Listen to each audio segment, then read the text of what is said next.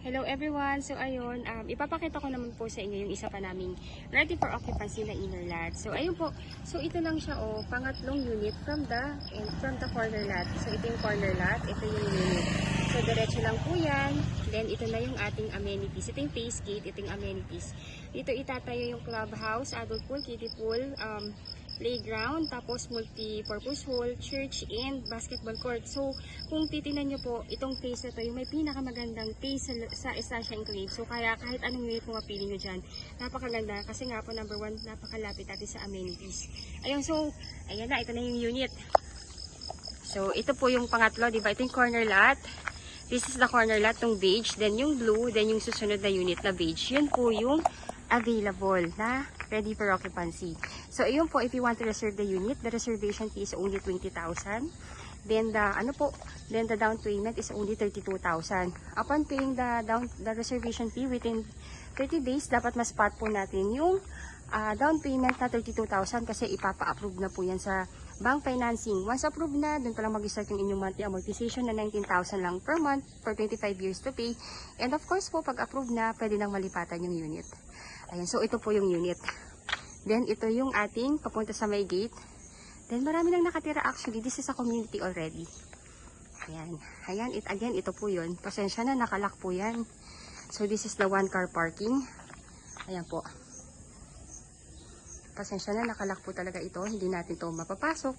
Pero at least you would have the idea kung ano yung unit na makukuha po ninyo. And you have the options po.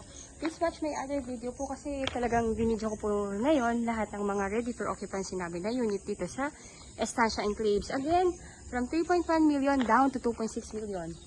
Nagbigay po ng malaking discount ang developer namin para masolda namin talaga itong mga available na ready for occupancy dito sa Estancia Enclaves. Again, if you want to reserve the unit, my number is already posted.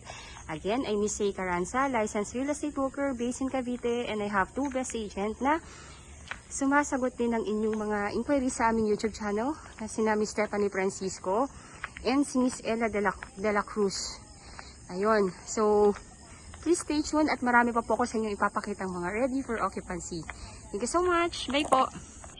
Hello everyone. So again, I'm back. This is Miss Say Caranza, your licensed real estate broker based in Cavite. And right now po, what I'm showing you is yung actual map ng ating Estancia Enclaves dito sa along highway ng Tansa Cavite. Ayun po, so ayun, so what I'm showing you right now is yung available na unit natin. So I just want you to appreciate yung kung gaano kaganda yung natin, subdivision. Kasi gusto kong makita ninyo kung ano yung point of view ko bilang broker ninyo. Ayun po. So, kaya sobrang favorite ko tong Estancia Enclaves. Kasi, number one, siya po yung namumukod tangi na subdivision talaga dito sa Cavite na along highway mismo ha. I'm not talking about sa highway ng barangay or highway ng kung saan man po yan. I'm talking about doon sa mismong national highway ng Antero Soriano Road. Mismong highway po ito ng Tansa. Ito po yung road talaga ng Tansa na dire-diretso papuntang Centennial Road, going sa Cavitex, papuntang Coastal Road, Papitex, Paedsa, and pa Manila. Ganun po kaganda yung location niya. So, from here, ito po yung ating road or yung ating main road ng Tansa Cavite, which is the Antero Soriano Road. So, dito po sa road na to, dito talaga dumadaan yung mga buses going sa PTEX Terminal, going Mall of Asia, mga UB Express going Mall of Asia, mga jeep or mga BP buses going SM Bacoor and Pasapote Las Piñas. Imagine nyo, bababa lang po kayo ng transportation, then walkable na yung phase. From here po, mga 300 to 400 meters, phase na po ng subdivision po. So, kaya sobrang dami po talagang ito na dito kumukuha and gusto po na along highway, ito po yung number one na pinakamaganda po talaga actually. Kasi yung mga ibang subdivision na along highway po dito sa Cavite is sold out na. Ayun po, so namumukod-tangi na lang po talaga tong subdivision na to. And ayun po, so again, ang ating travel time from here, pag dito po tayo galing sa ating subdivision, 40 minutes travel time lang po yan going sa PTEX and Naiya Road.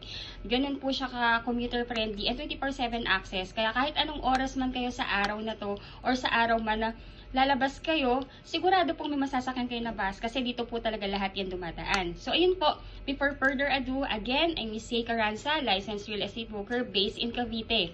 Ayun po, you can add me in my Facebook account and please, if you are new to my channel, please do me a big favor po. please subscribe and hit the bell button found at the lower right of this video screen. Ayun po. And please do like my video na rin po. Malaking tulong po yan sa akin para makagawa pa po ako ng ibang vlogs about sa mga pabahay natin dito sa Cavite. So, ayun.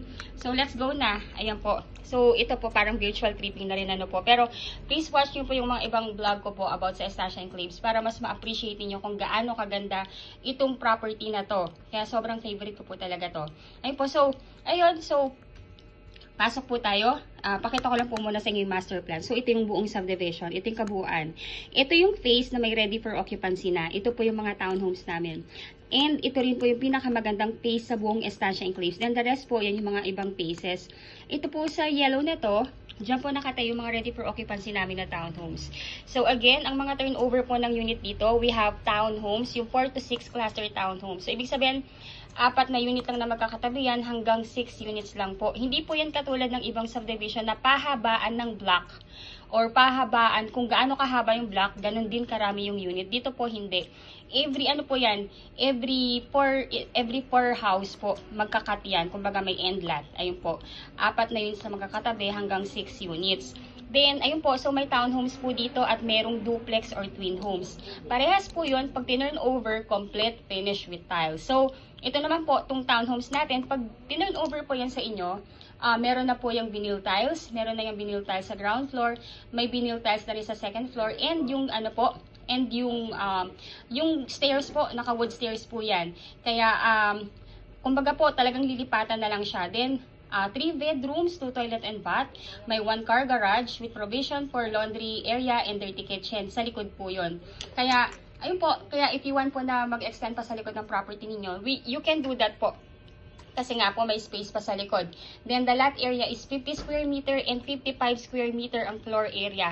Nakikita nyo po, sobrang ganda po nung deliverable nung unit. Panoodin nyo po yung yung vlog ko till end para mapanood nyo po yung actual na sample ng ready for ng unit ng ng townhomes namin. So ayun, let's go, pasok tayo. So ito yung main road or yung main avenue ng subdivision. Diretso po yan. Then, merong rotonda, may roundabout po dyan. Ito po, papunta sa kabilang phase, ito po yon. Tapos, pag kabilang rotonda, papunta na po dito sa phase na to. Ito pong phase natin, paglabas ng gate, ito na mismo yung amenities. Yung amenities po na yan, dyan itatayo yung adult pool, kiddie pool, clubhouse, picnic ground, playground, basketball court. Kaya, nasabi kong ito yung pinakamaganda kasi, ayan o, katapat lang po. Kumbaga, kung yung mga anak ninyo, yung mga kids ninyo, gustong mag-recreational activity and make friends, ito pwede na lang puntahan to. And also po, by the way po, ongoing pa po yung, yung development ng ating amenities. So, inuna muna yung residential natin. Pero eventually, tapos na rin to kasi right now, ongoing na yung pagtatayo. Ayun po, so, ayun po, pasok lang po yan dito. Ito na yung gate. Ayun po, sorry. Yung mga nakapo lang yan po yung mga na-reserve na ng mga client namin. Ganun po kabilis. Again po, from 3.1 million down to 2.6 million. Nililiquidate na lang talaga itong mga available na unit para po maubos na namin. Kasi masyado kaming focus dito sa bagong phase. Itong bagong phase kasi na to, dito ilalagay yung mga twin homes or duplex. Pero hindi pa po yung RFO ha. Unlike yun nandito, twin homes. Yung townhouse natin dito is RFO na. Ayan po. So, ito yung mga available nung last week.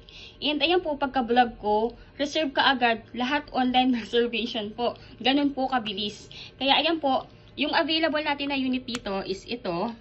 Itong Block 17, Lot 43. Block 17, Lot 38. Ito. Tapos, Block 16, 46. Block 16, 42. Block 17, 27. Block 12, Lot 3. Kung ayaw nyo na may katalikuran, ito maganda to. Ayan po. So, ang kagandahan po dito, mukha lang siyang malaki sa face ha. Pero, if lalakarin nyo, dire-diretso lang naman po yan. Malapit lang po siya kasi ako yung binablog ko yan. Nilakad lang namin yan from here, papunta dito sa mga available na unit. So, watch nyo po yung aking mga vlogs. Mapapanood nyo po yung mga video ng actual unit ng mga binabanggit ko. At least para makapili na kayo. Yan na lang po yung available.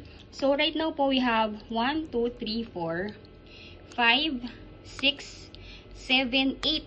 8 units left. Ayun po. So, open house kami this coming Saturday. Ayun po. So, wag niyo na pong intayin mag-open house kasi pag nag-open house kami sa Sabado, sigurado sold po yan. Ayun po, so you can do your online reservation. Let me know lang po kung anong unit yung nagustuhan ninyo para at least ma-hold ko na po yan. Then ipo-forward ko po sa email ninyo yung reservation form agreement para mapirmahan na ninyo and isend back niyo po sa akin. Kung kayo po ay OFW at wala sa Pilipinas, all you need to do po ay magtalaga lamang kayo ng representative na siyang pipirma in behalf ninyo pertaining sa pagkuha ng inyong property dito sa Pilipinas. Ayun po. Tapos po, yung mga documents or requirements na kailangan namin sa inyo para ma-process ang inyong housing loan sa bank, you can email lang naman po yan sa akin. Then, ipiprint ko yan, ipafile ko na yan. Ako na pong bahala mag-send yan sa developer natin. Then, pag may approval na at hindi pa po kayo makakauwi sa Pilipinas, ang magsasign in behalf ninyo dun sa loan approval ng bank sa housing loan is yung representative ninyo. So again, yung representative po ninyo kailangan is immediate family member. Bawal po ako, bawal ang kaibigan, immediate family member po. Like asawa, anak, kapatid, magulang na nag-i-edad na 21 to 55 years old. Kung wala po, kung ang family po ay nasa ibang bansa, pwede pong pinsan ninyo, bayaw, hipag, or in-laws as long po na nandun sa circle ng family ninyo. Ayun po. So, ayan. I'm just presenting to you po yung actual location ng ating mga units. Again po, you can do your online reservation anytime po. Let me know lang po para masend ko po sa inyo yung reservation form and yung SPA form. By the way po, yung SPA form po yun, magagaling po yun sa amin. Lalagyan ko na lang po yun ng tick kung saan po kayo pipirma. Then, dadalhin nyo po yun sa Philippine Embassy natin kung saang bansa po kayo naroroon ngayon. Then, pagka napakonsul nyo na po, ipadala nyo po yun sa inyong magiging representative dito sa Pilipinas upang ma-sign din niya and maipadala po niya sa amin sa office para ma-file po namin. Pero if ever man po na magkakaroon kayo ng hassle or medyo nahihirapan po kayo sa pagpapakonsularize, let me know po. Baka pwede natin gawa ng paraan yan dito sa Pilipinas. Let me know lang po. At least matulungan namin kayo sa part na yon. Ayun po, so itong computation naman na po, itong pinapakita ko sa inyo is yung computation natin for the inner townhomes. Ayun po. So, ang ating ang ating house specification, complete turnover, may na po yan, as I say po, meron na yung vinyl tiles, may partitions na. Ayun po. 3 bedrooms, 2 toilet and bath, 1 carport with provision for laundry area and dirty kitchen sa likod. Lot area is 50 square meter, then the floor area is 55 square meter. Ayun po, sorry to say po, ubos na po ang ating end lot at corner lot. Ayun po, so ito na lang po yung natitira talagang unit natin. So, ang total contract price po niyan is 2,688,000. Then, ngayon po, dahil nga po kami mag-open house, magbibigay pa kami ng discount na 68,000. Again po, ang original price na po talaga nito is 3.1 million. Pero para po ma-fast move na namin yung pag-uubos ng property, nitong mga na-available na unit, nilagay po uli sa old price. Ito po yung old price ng property 5 years ago. Ayun po. So, 2.6 million po siya before. Ngayon, dahil mag-open house po kami, unahan po ito, magbibigay pa kami ng discount na 68,000 pesos less sa total contract price. So, ang magiging total contract price na lang is 6,220,000. Then, miscellaneous fee is 183,400. Ito pong miscellaneous fee is for the title transfer, government tax, and processing fee sa bank po. Then, yung down payment, from 10%, ginawa ding 1.9% down payment para mas maging makamasa and malipatan nyo kaagad.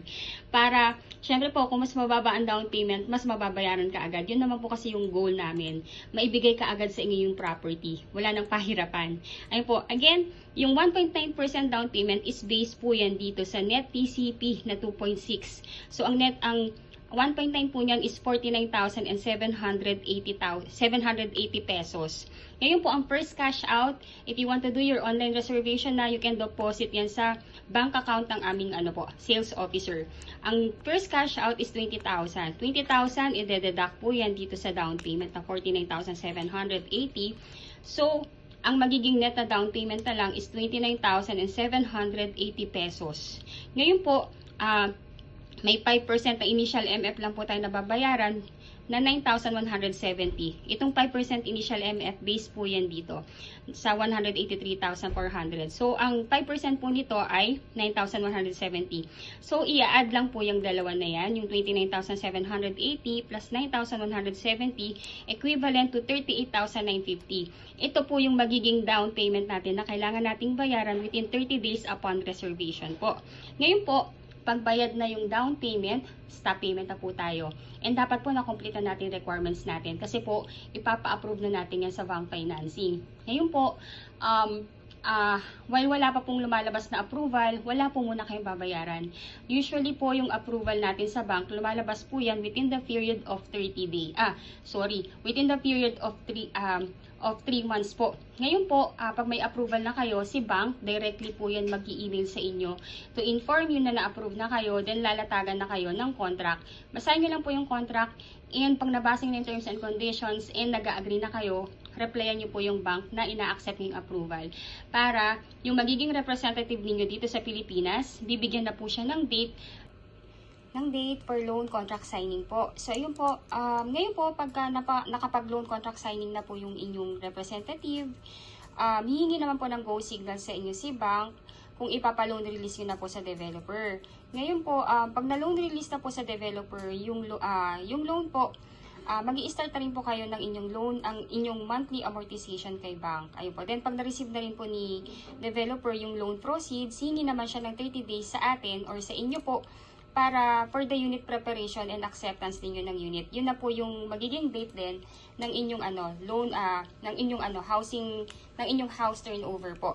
Ngayon po pag nakapag-loan release na, bali po ito po yung magiging monthly amortization natin. Bali kung gusto niyo pong i-maximum na 30 years to pay po, ang inyong magiging monthly amortization for 30 years is 20,138.77 centavos. Ngayon po yung required income na kailangan na mag-reflect sa inyong job contract or certificate of employment at payslip is at least nag-gross po kayo ng 68,834.35 centavos. Kung gusto niyo naman po ng medyo mas shorter term, meron din po tayong 25 years to pay. Yung 25 years to pay po, that will be 19,397.77 centavos. Ngayon po, kung gusto niyo po ng mas shorter term pa, there is also 20 years to pay. That will be 21,277.72 centavos. Then, for 15 years to pay po, is 24,667.12 centavos. Then, kung 10 years to pay naman po ang gusto ninyo, that will be 31,865.81 centavos. Then, for 5 years to pay, that will be 54,342.85 centavos per month. Ay po, so, ito po yung mga options ninyo for the monthly amortization kung ilang years niyo po gustong bayaran yung loanable amount po ninyo. Ngayon po, pag na-approve na rin po kayo and nakapag-loan contract signing na kayo, babayaran niyo na rin po itong miscellaneous, itong move-in fee na 15,000. Itong move-in fee po na ito is para po yan sa application ng Meralco at ng water po ninyo. Ngayon po, para at least hindi na po kayo yung mag-a-apply nito or yung representative ninyo, bayaan nyo na po yung admin natin ang maglakad lahat nito. Para at least paglilipatan nyo na, meron na po itong utilities or iintayin nyo na lang maikabit ni Meralco yung inyong kuryente po. Ayun po, so again, if you are an OFW at wala sa Pilipinas, all you need to do po ay magtalaga lamang po kayo ng inyong representative na siyang pipirma in behalf po ninyo sa pag-acquire ng property natin ninyo dito sa Pilipinas. So again, ang representative po ay dapat immediate family member. Hindi po pwede ako, hindi rin po pwede kaibigan. Dapat po immediate family member like asawa, anak, kapatid, or magulang na nag-eedad ng 21 to 55 years old. Ngayon po, kung ang family po ay nasa ibang bansa na rin, pwede po kayong mag-assign ng inyong pinsan, bayaw, hipag, or pamangkin, basta po nasa loob ng circle ng inyong family and makikita, magre-reflect na kaipilido nyo siya or ng inyong asawa. Ayun po. So, again po, ayun po, bali po, ang inyong magiging requirements as an OFW client po, 2 valid ID with 3 specimen signature, husband and wife if married. Then marriage certificate if married, birth certificate plus Senomar if single. Then number 3, 1x1 ID picture or selfie picture with white background, husband and wife if married. Then TIN ID ninyo, husband and wife if married. Ngayon po kung wala po kayong TIN ID, meron po tayo ditong contact na pwedeng doon tayo magpagawa. Ayun po. Then number 5, latest job contract or latest COE with compensation po. Then latest 3 months payslip, visa, permanent residence ID, oath of allegiance, proof of dual citizenship or any that is applicable. Any of this po. Kung citizen na rin kayo sa bansang pinagtatrabahuhan po ninyo ngayon. Then number 8, latest arrival and departure stamp. Yun po yung nasa passport po ninyo. Then number 9, SPA form. Itong SPA form po na ito, manggagaling po yan sa ating developer. I-email ko po yan sa inyo kasabay ng reservation form.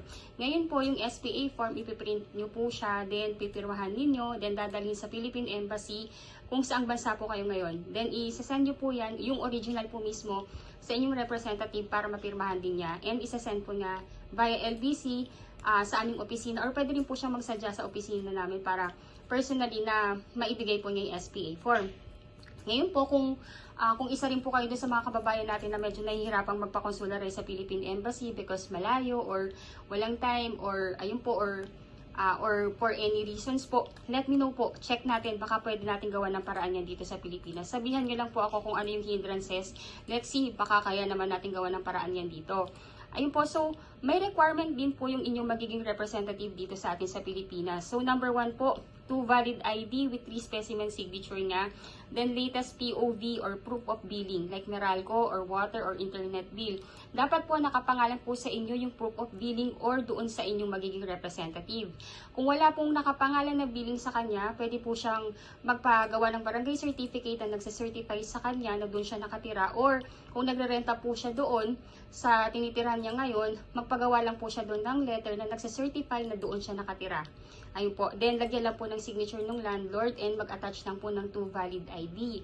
Ayun po. Then, di ba nabanggit ko po dito na ang down payment is payable within 30 days from the reservation.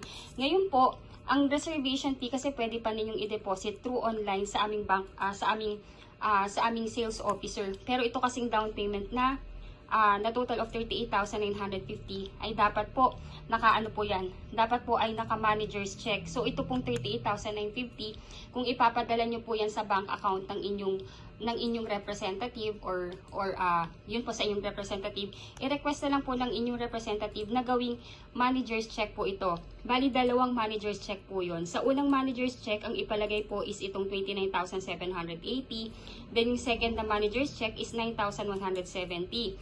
Ngayon po, ang dapat po na nakalagay doon sa pay to order is yung pangalan ng developer natin na si Raymolan Lands Inc. Ayun po. Ganun lang po. Ganun lang po kasimple yung pag-acquire ng property natin dito. So, first, inquire po kayo sa akin. Second, reserve the unit. Third, comply natin requirements. Fourth, intayin po natin ang inyong housing loan approval. Then fifth, housing turnover na. Ganun lang po. So, let me know po kung naiibigan nyo na yung property natin. Anong block, anong lot. Para ma-hold ko po kagad yan. Again, open house kami this coming Saturday. And 68,000 down payment discount. Ay, 68,000 discount yung maliles pa dito. From 3.1 to 2.6 na lang siya. Then, may 68,000 discount pa. Saan pa kayo? Unahan po talaga tayo dito. So, again, I'm Miss Say Carranza, licensed real estate broker based in Cavite. And if you are new to my channel, please do me a big favor po. Please subscribe and hit the bell button found at the lower right of this video screen. Add nyo po ako sa Facebook para makilala nyo rin po ako. Thank you so much for watching and bless you all po. Estancia Enclaves, located along highway of Barangay Halayhay, Tanza, Cavite. Ang subdivision po ay nakatayo lamang along highway of Antero Soriano Road, Tanza, Cavite.